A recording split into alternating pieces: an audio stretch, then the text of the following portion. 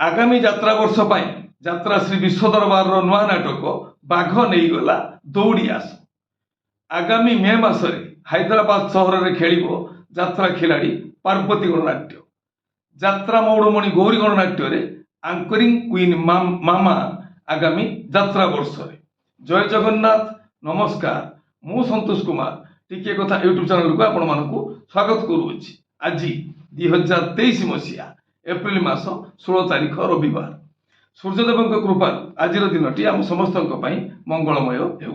टिके कथा चैनल आपण मानकर चैनल टिके कथा चैनल रे यात्रा संपर्कित समस्त सठिक तथ्य जानापी चैनल को सब्सक्राइब करूँ आ पाखर थी बेल आइकन को दबाई दिखाँ।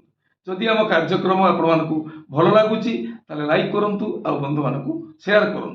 जदि फेसबुक पेज रे आपण आम कार्यक्रम देखुता तेरे फॉलो करूँ लाइक करूँ आ शेयर करूँ।